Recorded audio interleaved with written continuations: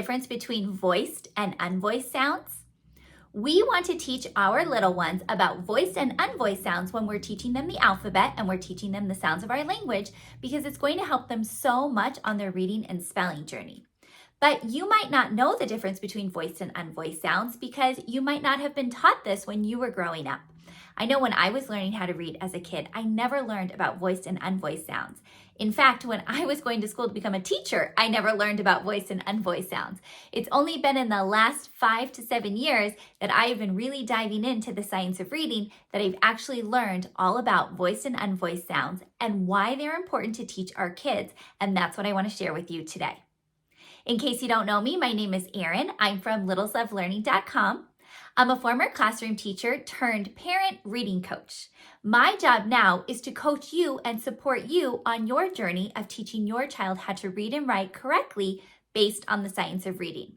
And one of the ways I can do that is by breaking down concepts like voiced and unvoiced sounds in a way that's really easy to understand, especially if you didn't learn this growing up, so then you can go and teach your child all about this concept. We want to start at the beginning with sounds.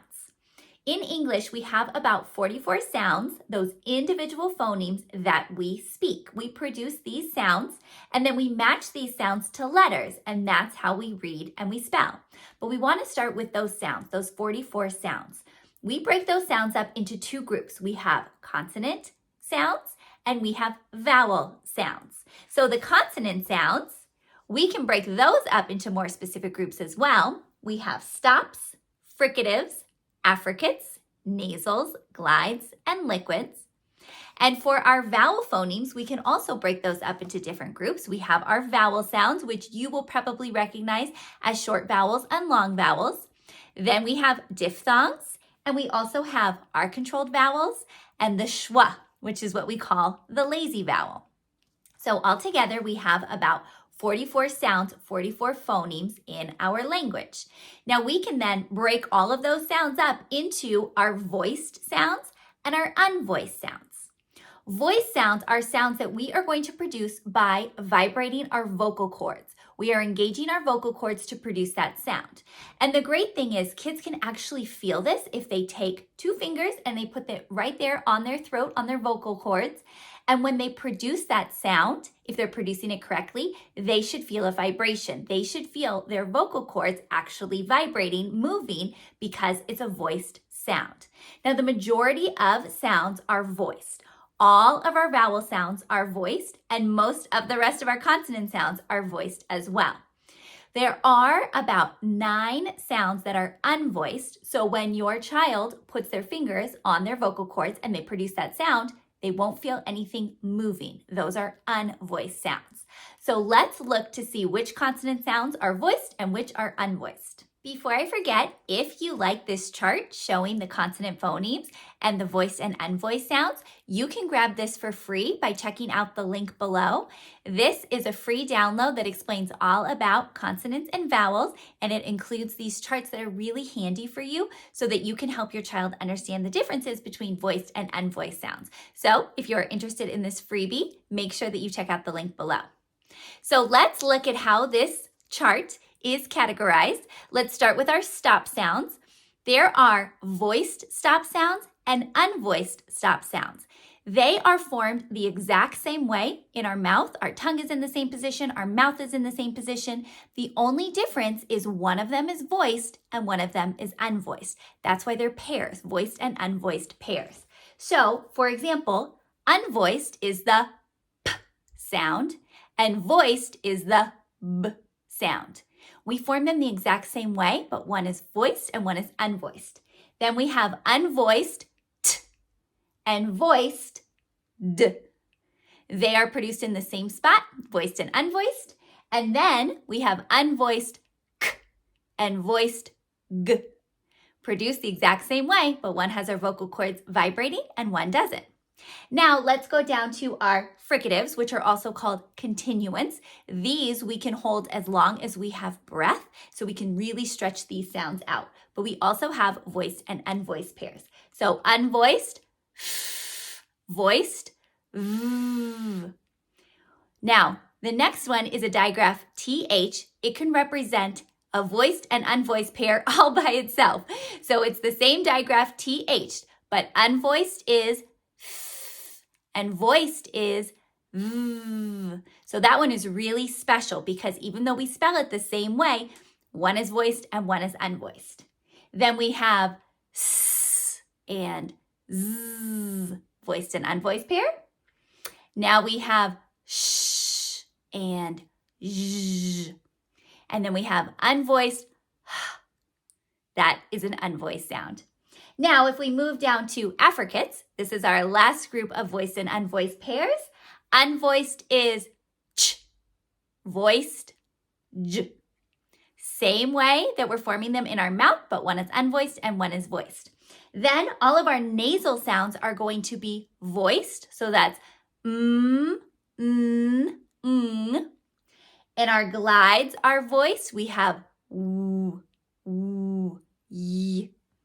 And our liquids are also voiced. L, r. All of those, you should be able to feel your vocal cords vibrating. And I already mentioned this, but all of our vowel phonemes are voiced. So that's really easy for little ones to remember. All of those vowel sounds should be having, their vocal cord should be vibrating, their vocal cord should be engaged when they are creating and producing those vowel sounds. Now you might be thinking, but Erin, why does this even matter? Why does my child need to know this information? I didn't learn this information growing up. I was fine. Why do they need to know this?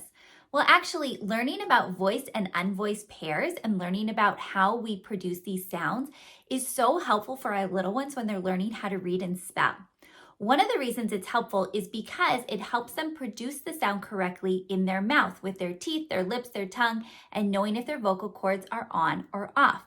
We really want to hone in on the sounds of our language and really help our children form those sounds correctly so they are producing the correct sound. So that's number one. It's really helpful for them with producing the sounds.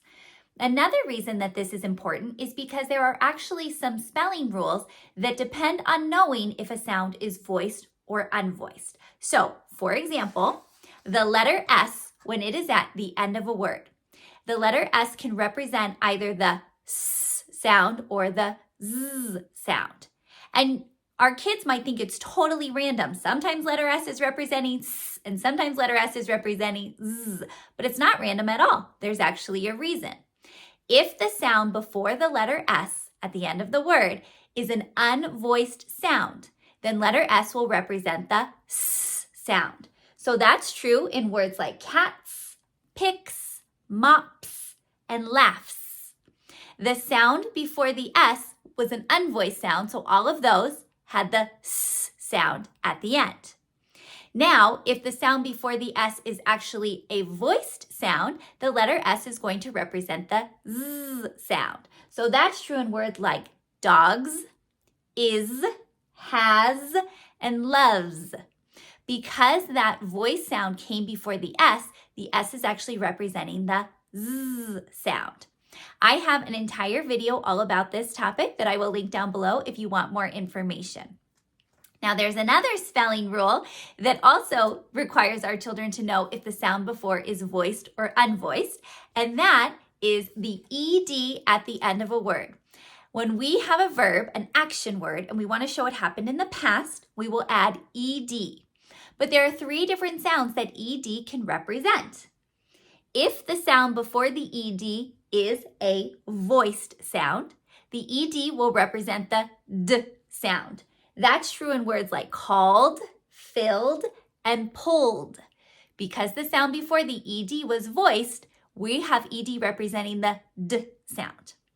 Now, if the sound before the ED is unvoiced, the ED is actually going to represent the T sound. So that's true in words like asked, blinked, and crashed.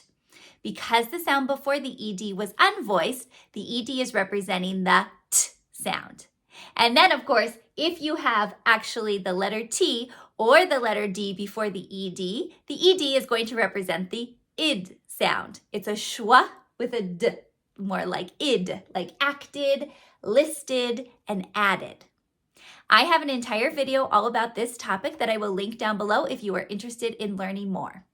But those are just 2 examples of why your child would need to know if a sound is voiced or unvoiced because it's going to change the pronunciation and it's going to change the way they read the word. So we want to make sure that they understand these rules and that they're able to feel that voiced or unvoiced sound in their vocal cords. It's going to help them so much on their reading journey. I hope this information was helpful for you today, and I'd love to know, did you learn about voiced and unvoiced sounds when you were going to school and you were learning how to read, or is this new information to you?